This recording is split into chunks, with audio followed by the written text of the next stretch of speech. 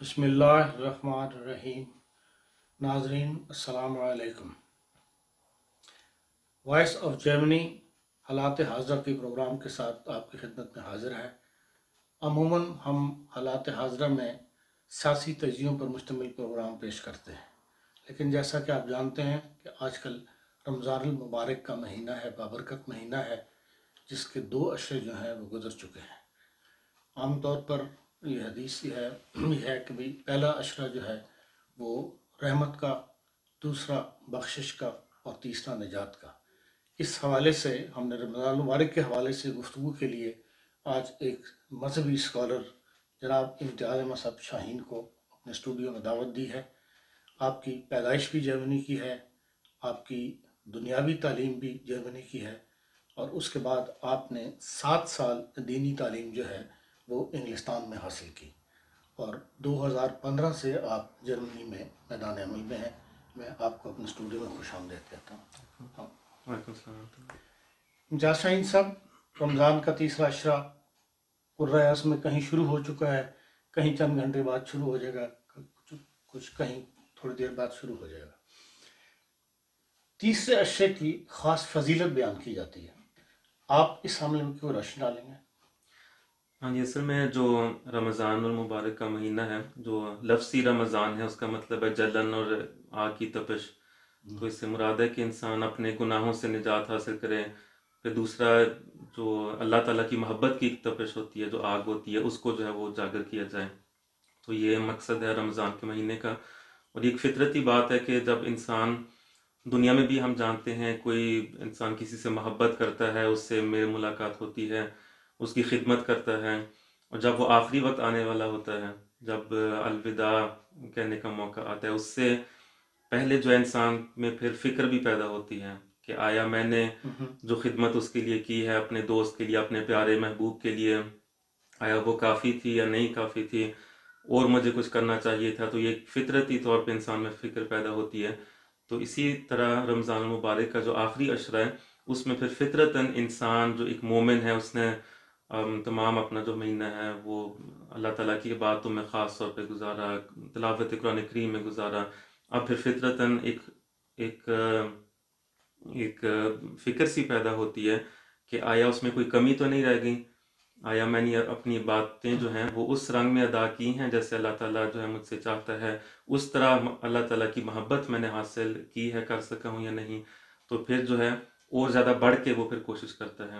تو یہ اس وجہ سے آخری عشرہ خاص طور پہ ایک اس کی فضیلت ہے کہ اللہ تعالیٰ بھی بیان فرماتا ہے کہ میں پھر نچلے آسمان پہ آ جاتا ہوں، یعنی انسان کے اور زیادہ قریب آ جاتا ہوں۔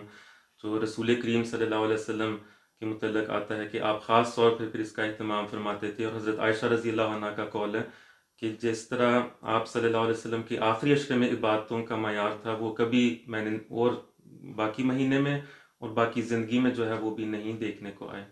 تو اس سے انسان جب اندازہ لگا سکتا ہے کہ اس کی کتنی فضیلت ہے، کیونکہ انسان کے لیے پھر اور زیادہ آسان اللہ تعالیٰ یہ آسانی پیدا فرماتا ہے کہ میں اور زیادہ انسان کے قریب آ جاتا ہوں، دعائیں جو ہے وہ اور زیادہ میں قبول کرتا ہوں۔ اور پھر خاص طور پہ اس میں لیلۃ القدر جو ہے اس کا بھی ذکر آتا ہے کہ خاص طور پہ اس آخری عشرے میں جو ہے اس کو تلاش کیا جائے، تو خاص طور پہ اللہ تعالیٰ کے فرشتوں کا نزول ہوتا ہے۔ تو اس وجہ سے بہرحال اس کی خاص ایک اہمیت ہے، جیسے بھی آپ نے بیان فرمایا تھا کہ نجات حاصل کرنے کا ایک ذریعہ ہے، اور انسان پھر ان آخری 10 ایام میں خاص طور پہ کوشش کرتا ہے کہ باتیں جو ہیں وہ اعتکاف کے ذریعے بھی پھر زیادہ بڑھائیں۔ اور رسول کریم صلی اللہ علیہ وسلم کا بھی یہی آپ کی سنت تھی کہ آخری 10 دنوں میں آپ پھر اعتکاف کے لیے مسجد میں بیٹھ جاتے تھے۔ ویسے تو اسلام میں اس بات کو جائز نہیں قرار دیا کہ انسان بالکل دنیا سے جو ہے وہ انقطاع کر کے اپنی زندگی بسر کرے، لیکن ان 10 دنوں میں خاص طور پہ رسول کریم صلی اللہ علیہ وسلم بھی آپ مسجد میں بیٹھ جایا کرتے تھے اعتکاف پہ، اور پھر دن اور رات جو ہے وہ بس عبادتیں کرنا اور اللہ تعالیٰ کا قرب جو ہے وہ حاصل کرنا۔ تو اس وجہ سے اس کی فضیلت ہے، اور خاص طور پہ رمضان کا مہینہ یہ ایک ٹریننگ کیمپ کے طور پہ ہے، اور انسان تاکہ ایسے جو روحانی ایک قوت ہے وہ حاصل کرے، اللہ تعالیٰ کو اپنی ڈھال بنا لے، تاکہ شیطانی جو حملے ہوتے ہیں انسان کو زندگی میں آتے ہیں تو ان سے انسان جو ہے وہ ایک ڈھال اللہ تعالیٰ سے حاصل کر لے، اور باقی 11 مہینوں کے لیے. تو خاص طور پہ پھر اس میں انسان کی کوشش اور بھی زیادہ بڑھ جاتی ہے اور اللہ تعالیٰ کا قرب جو ہے وہ حاصل ہوتا ہے. آپ نے اعتکاف کا ذکر کیا، اعتکاف جو ہے کس عمر سے بیٹھ سکتا ہے؟ ہاں ویسے اعتکاف جو ہے اس میں روایات میں آتا ہے. حضرت عائشہ رضی اللہ عنہ کی ہی ایک روایت ہے کہ رمضان یعنی روزوں کے بغیر اعتکاف نہیں ہے. یعنی اعتکاف بیٹھنے کے لیے یہ لازمی ہے کہ انسان نے روزے بھی رکھے ہوں، یعنی مسنون اعتکاف جس کو ہم کہتے ہیں.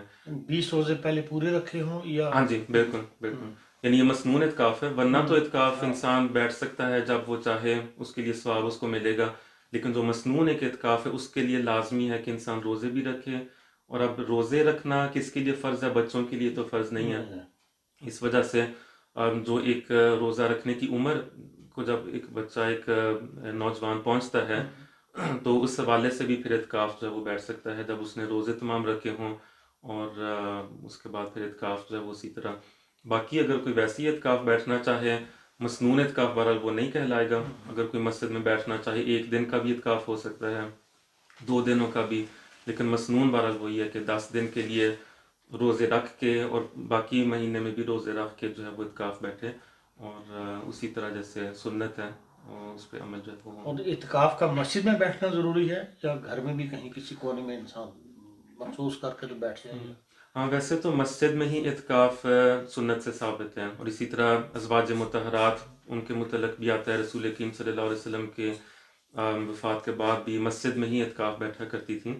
آج کل جو حالات ہیں یہ وائرس کی وجہ سے، اس صورتحال میں کیونکہ مساجد میں انتظام اس طرح نہیں ہو سکتا اس لیے جو ہے وہ گھروں میں بھی اس صورتحال میں یہ ممکن ہے کہ انسان اگر کوئی ایسی سہولت ہو گھر میں کہ باقی ڈسٹربنس وغیرہ نہ ہو، کوئی ایسی جگہ ہو جہاں پہ انسان بالکل الگ ہو کے جو ہے وہ باتیں کر سکے، تو پھر اس صورت میں ممکن ہے. بہرحال مسجد والا اعتکاف اس کا ثواب تو نہیں ہے، لیکن اس صورتحال میں یہ ہو سکتا ہے. آپ نے شروع میں لیلۃ القدر کا بھی ذکر کیا کہ آخری عشر میں لیلۃ القدر بھی ہے. تو لیلۃ القدر کے معاملے میں کیونکہ اسلام مختلف فرقوں میں بٹا ہوا ہے اور ہر فرقہ کسی نہ کسی امام کی پیروی کر رہا ہے، امام کے احکامات کی. تو بعض فرقوں میں یہ بھی آتا ہے کہ بھئی لازمی بات ہے کہ 27ویں رمضان المبارک کو لیلۃ القدر ہوتی ہے. بعض یہ کہتے ہیں کہ کسی بھی تاخرات میں ہو سکتی ہے، اور بعض ایسے بھی ہیں جو کہتے ہیں کہ بھی رمضان میں کسی بھی لیلۃ القدر ہو سکتی ہے. تو اس بارے میں آپ کا کیا موقف ہے یا آپ کی کیا اسٹڈی ہے؟ ہاں ایک تو یہ لیلۃ القدر کے متعلق ہی جو ہے وہ موقف وہ بعض اوقات جو ہے وہ عجیب قسم کا ہوتا ہے بعض لوگوں کے ذہنوں میں. اور کہ گویا صرف ایک ایسی رات ہے، بس اس کی کوشش جو ہے وہ انسان کرے، اور ایسی رات کہ بس اسی رات میں اپنی تمام عبادتیں بندہ کر لیں، اور قطع نظر اس کے کہ باقی رمضان کا مہینہ اس نے کس طرح گزارا ہے، چاہے اس نے روزے رکھے ہیں نہیں رکھے، باقی باتیں کر رہا ہے نہیں کر رہا، اللہ تعالیٰ کے جو احکام ہیں ان پہ عمل کر رہا ہے یا نہیں کر رہا. اور صرف اس ایک رات کو جو ہے وہ کوشش کی جائے، اور اس میں انسان جو بھی دعا کرے وہ جو ہے اللہ تعالیٰ قبول کر لے. اول تو لیلۃ القدر جو ہے جس کا ذکر ہمیں ملتا ہے قرآن کریم میں بھی، سورہ قدر میں، اسی طرح احادیث میں. ایک تو لیلۃ القدر جو ہے وہ ایک ظلمت کا زمانہ ہوتا ہے، یعنی ایک عمومی لیلۃ القدر ہوتی ہے. ہر نبی کے زمانے سے پہلے لیلۃ القدر ہوتی ہے، ایک تاریک زمانہ. اور سب سے بڑی لیلۃ القدر جو ہے وہ رسول کریم صلی اللہ علیہ وسلم کے وقت تھی، کہ بالکل تاریخ جس طرح قرآن کریم میں جس طرح ذکر ہے اس کا کہ ظاہر الفساد فی البر والبحر، کہ ہر جگہ فساد جو ہے وہ پھیل جاتا ہے، تری پہ خشکی پہ. پھر ایک نبی آتا ہے، اور رسول کریم صلی اللہ علیہ وسلم بھی ایک ایسے زمانے میں آئے تھے. تو ایک تو یہ لیلۃ القدر ہوتی ہے. پھر ایک لیلۃ القدر یہ بھی ہے کہ ہر انسان کی کسی بھی وقت آ سکتی ہے، اور وہ یہ ہے جیسے بھی ہم بات کر رہے تھے کہ توبہ اصل میں جو استغفار اور اللہ تعالیٰ سے توبہ حاصل کرنے کا یہ عشرہ ہوتا ہے. اور کبھی بھی انسان حقیقی جب توبہ کر لے، اپنے گناہوں سے نجات حاصل کر لے، اللہ تعالیٰ اس کو بخش دے، وہ اس کی لیلۃ القدر بن جاتی ہے. یعنی وہی زمانہ چاہے جب بھی اس کا زمانہ آئے، اس کا مطلب ہے ہر بندے کا جو لیلۃ القدر ہے جس کو ہم کہیں گے وہ مختلف ہوگی. تو اس لیے اور پھر یہ جو مخصوص ایک لیلۃ القدر ہے، اس کے متعلق بھی روایات میں بے شمار روایات ہیں اور اذکار ہیں کہ یہاں سے لے کے کہ 19 تاریخ کو بھی ہے، آپ صلی اللہ علیہ وسلم نے فرمایا. پھر 21 کا بھی اس میں ذکر آتا ہے، 23 کا بھی، 24 کا بھی ذکر آتا ہے، 25، 27 کا، 29 کا ذکر آتا ہے. اتنی ساری اس میں مختلف روایات ہیں کہ صرف یہ کہنا، اور اکثر جو ہے وہ سیاح جو کتب سیاح ہیں، سیاہ ستہ، ان میں بھی ان روایات کا ذکر ہے. اس لیے یہ کہنا کہ صرف ایک ہی مخصوص رات ہے یا 27 کی ہے، وہ تو انسان نہیں کہہ سکتا. ہاں یہ ہے بہرحال کہ رسول کریم صلی اللہ علیہ وسلم کو اس کا علم دیا گیا، یہ روایت میں آتا ہے. تو پھر آپ باہر تشریف لائے مسلمانوں کو اس کی اطلاع دینے، اور پھر آپ نے دیکھا کہ دو مسلمانوں کا آپس میں جھگڑا ہو رہا تھا، تو ان کی صلح کرواتے جو ہے، اور علم جو ہے وہ پھر جاتا گیا. بلکہ روایت میں آتا ہے کہ علم اٹھا دیا گیا یا بلا دیا گیا. اس سے بھی مطلب یہ نکلتا ہے کہ اللہ تعالیٰ کی اس میں حکمت تھی. اور ایک حکمت یہ بہرحال ہوگی کہ تاکہ اگر صرف ایک مخصوص جو ہے وہ دن یا ایک رات ہوتی تو مسلمانوں نے ساری توجہ جو ہے وہ بس اس رات پہ سب نے کرنی تھی. تو اس لیے جو ہے وہ یہ ہے کہ آپ صلی اللہ علیہ وسلم نے اتنا فرمایا تھا کہ آخری جو عشرہ ہے اس کی طاق راتوں میں جو ہے اس کو تلاش کیا جائے.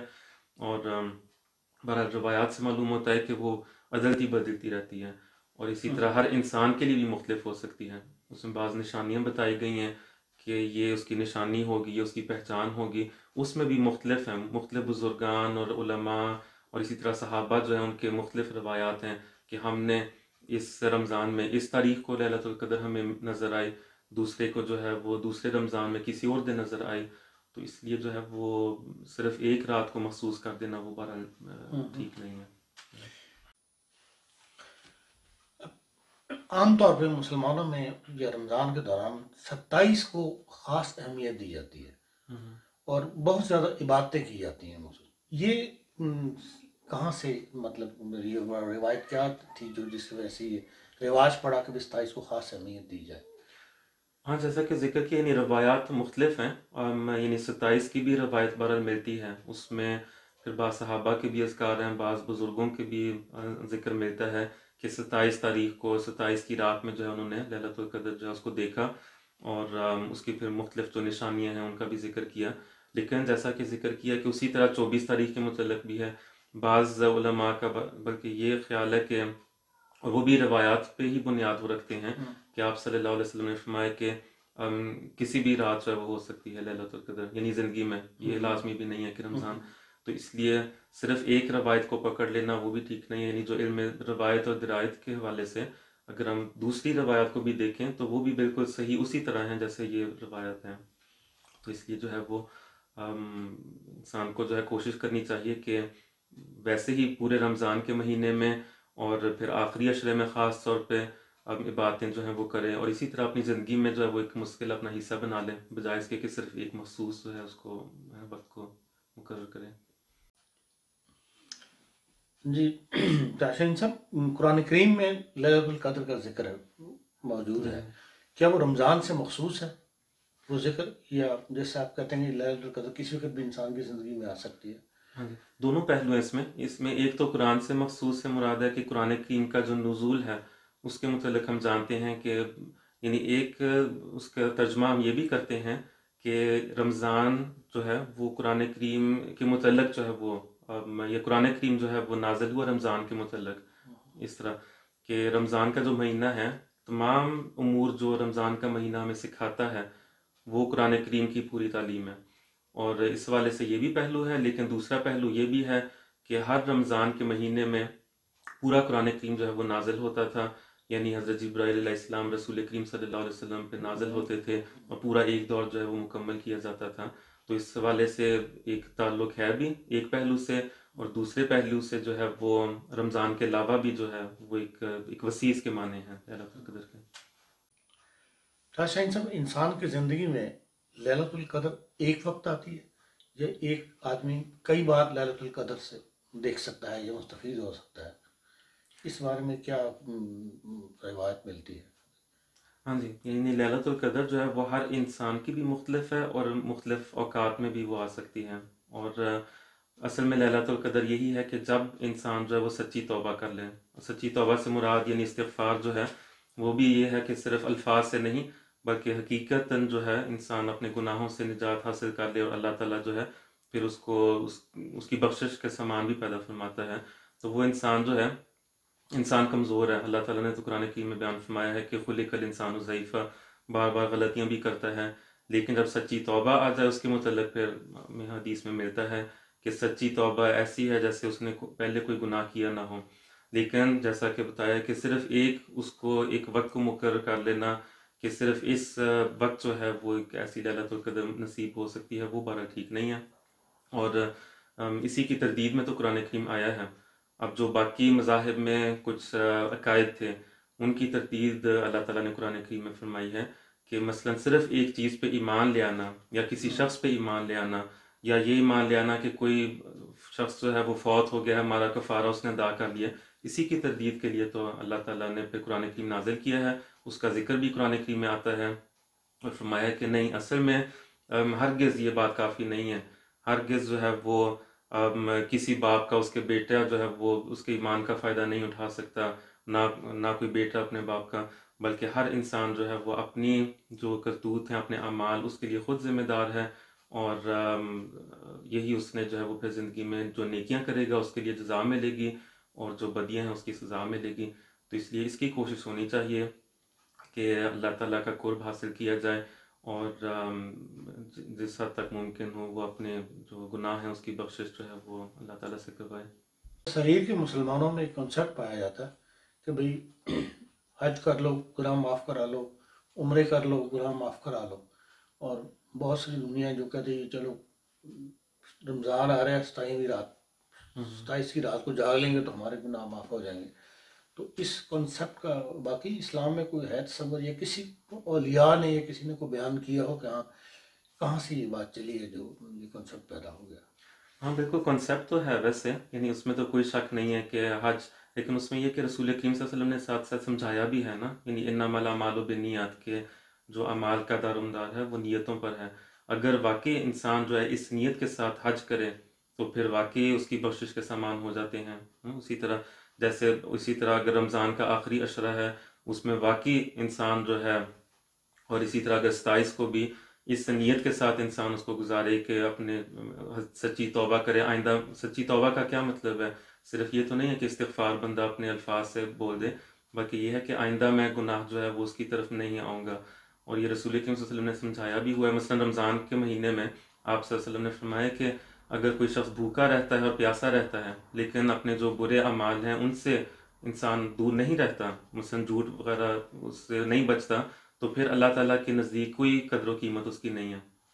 تو اس وجہ سے اس کی بھی نہ حج کی کوئی قدر و قیمت رہے گی، نہ عمرے کی، اگر تو انسان سچی توبہ جو ہے وہ نہ کرے اور واقعی اپنے گناہوں سے نجات حاصل نہ کرے۔ تو اگر تو حقیقتاً وہ کرتا ہے تو پھر بالکل یہ ذرائع ہیں، اور اسی طرح باقی بھی ایام ہیں انسان کی زندگی میں آ سکتے ہیں، اور ہر لمحہ انسان کے لیے لیلۃ القدر بن سکتا ہے۔ اس کے ساتھ ہی ناظرین ہم اپنے پروگرام کے اختتام کی طرف آتے ہیں۔ میں بہت ہی مشکور ہوں امتیاز شاہین صاحب کا کہ انہوں نے بہت ہی قیمتی نصائح اور قیمتی باتیں کی، اور ان کی گفتگو سے اگر کسی کے ذہن میں کوئی سوال پیدا ہو تو وہ نیچے کمنٹس کے اندر، یوٹیوب کے جو ہمارا نیچے ہے جو کمنٹس دیے ہوتے ہیں اس کے اندر وہ لکھ سکتا ہے، تو وہ جو جواب والی بات ہوگی وہ یا امتیاز شاہین صاحب تک ہم پہنچا دیں گے، یا ہم خود آپ کے سوال کا جواب دینے کی کوشش کریں گے۔ ناظرین آپ کا بہت بہت شکریہ۔ السلام علیکم ورحمۃ اللہ۔ السلام علیکم۔